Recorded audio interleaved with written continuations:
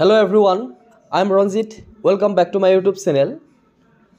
Azir এই ভিডিওটোত আমি আলোচনা কৰিম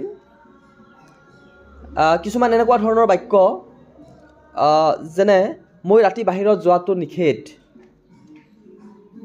তোমাৰ সিনেমা চোৱাটো নিষেধ, তাৰ ফুটবল খেলা নিষেধ, হিহঁতৰ ইয়ালৈ অহাটো নিষেধ, তুমি বজাৰলৈ যোৱাটো নিষেধ। সো দৈনন্দিন জীৱনত ব্যৱহাৰ হোৱা এনেকুৱা ধৰণৰ বাক্যবোৰ ইংৰাজীত কিদৰে ক'ব লাগিব বা লিখিব লাগিব সেই বিষয়ে আলোচনা কৰিম আজিৰ এই ভিডিওটোত। সো তাৰ বাবে প্ৰথমে তোমালোকে জানিব লাগিব যে এনেকুৱা ধৰণৰ বাক্যৰ ষ্ট্ৰাকচাৰ কেনেকুৱা হয়, যেটো বাক্য গাঁথনিটো কেনেকুৱা ধৰণৰ হ'ব। সো সেই বিষয়ে মই প্ৰথমে কৈছোঁ, তাৰ পিছত আমি উদাহৰণবিলাক বুজি লম। সো স্ক্ৰীনত দেখুওৱা ধৰণে subject plus am is are plus forbidden plus verb ING, অৰ্থাৎ এনেকুৱা ধৰণৰ বাক্যবিলাকত আহিব ফৰবিডেন শব্দটো আহিব। ফৰবিড মানে হৈছে বাধা দিয়া বা নিষেধ কৰা, গতিকে ফৰবিড শব্দৰ পৰা পাষ্ট পাৰ্টিচিপল হৈছে Forbidden.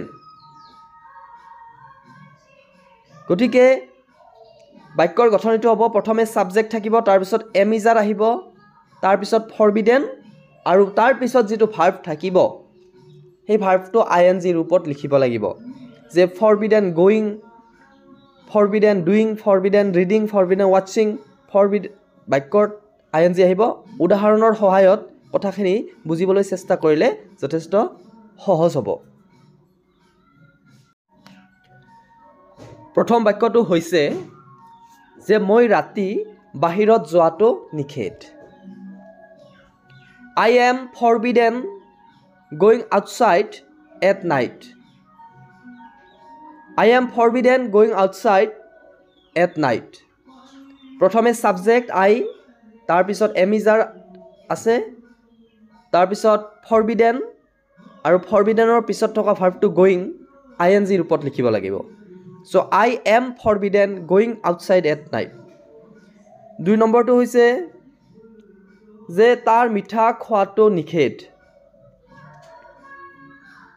He is forbidden eating sweets. Subject he, তাৰ পিছত এম ইজ আৰৰ ইজ, তাৰ পিছত ফৰবিডেন, আৰু ফৰবিডেনৰ পিছত আইএনজি ৰূপ লাগিব eating sweets. He is forbidden eating sweets, তাৰ মিঠা খোৱাটো নিষেধ। তোমাৰ টিভি চোৱা নিষেধ। ইউ আৰ ফৰবিডেন ৱাচিং টিভি। ইউ আৰ ফৰবিডেন ৱাচিং টিভি। যে মই তোমাৰ লগত কথা পতাটো নিষেধ। I am forbidden talking to you. I am forbidden talking to you. যে সিহঁতৰ ইয়াতে অহাটো নিষেধ। They are forbidden coming here. They are forbidden coming হিয়াৰ।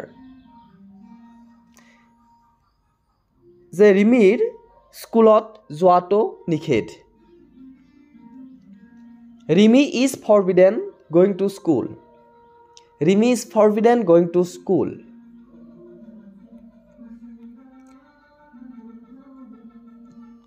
যিসকল মোৰ এই চেনেলটোত নতুন, তোমালোকে চেনেলটো ছাবস্ক্ৰাইব কৰিবা আৰু ভিডিঅ'টোত লাইক কৰিবা। সো স্পকেন ইংলিছৰ ওপৰত এনেকুৱা ধৰণৰ ভিডিঅ' চাবলৈ তোমালোকে চেনেলটো নিশ্চয়কৈ ছাবস্ক্ৰাইব কৰিবা।